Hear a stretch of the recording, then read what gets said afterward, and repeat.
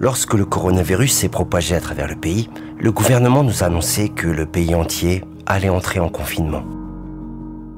Je comprends la gravité de la situation, mais cette nouvelle a fait l'effet d'un tsunami. Ma vie allait être bouleversée. Plus de travail, plus de vie sociale. Rester enfermé 24 heures sur 24. Plus de sorties, plus de restos, plus d'écoles, plus de prières en communauté, plus de synagogue.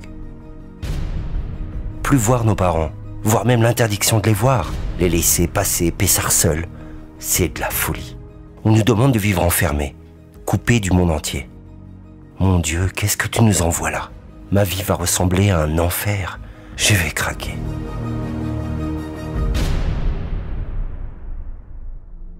Mais je dois vous avouer qu'au fur et à mesure du raffermissement des consignes, paradoxalement, depuis cette terrasse, j'ai redécouvert ma vie, la vie.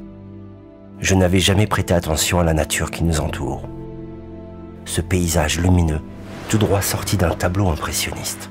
La couleur du ciel lorsque le soleil se couche, ou encore les lumières qui illuminent les petits villages avoisinants, qui prennent une autre dimension. Je n'ai jamais autant senti la présence de Dieu à travers toutes les merveilles de sa création. La prière en général est un moment privilégié, mais ce mot a pris tout son sens lors des minanimes organisés depuis nos terrasses. Réussir à se retrouver à 10 où ensemble nous élevions nos voix, nos cœurs, afin de faire monter nos prières à l'unisson, rendait ce moment privilégié. De plus, j'ai découvert mes voisins.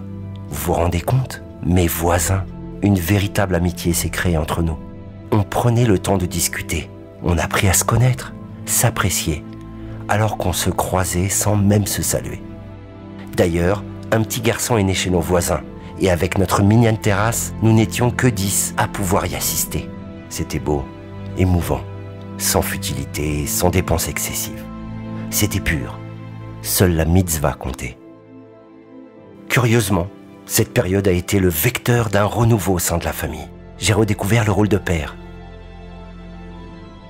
de mari, de fils.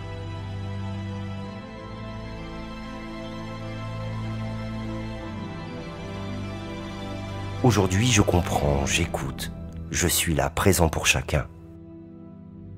Ce n'était pas tous les jours facile de rester en confinement avec les enfants.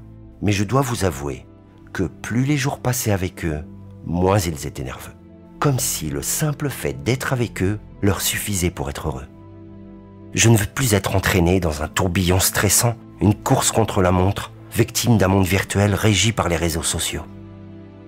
Je discute désormais beaucoup plus avec ma famille.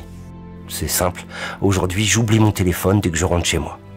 Je me sens plus sincère, plus heureux, et je remercie avant tout le Créateur de m'avoir permis de redécouvrir à travers cette épreuve le sens que je veux donner à ma vie, de redécouvrir chaque personne que je côtoie et apporter tout l'amour désintéressé que je n'ai peut-être pas su donner, à commencer par Dieu.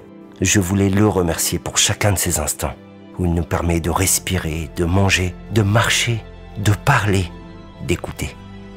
En fait, les gestes les plus anodins ne le sont plus. C'est un miracle qui se renouvelle à chaque instant. Il nous faut simplement en prendre conscience. Le Covid, pour changer.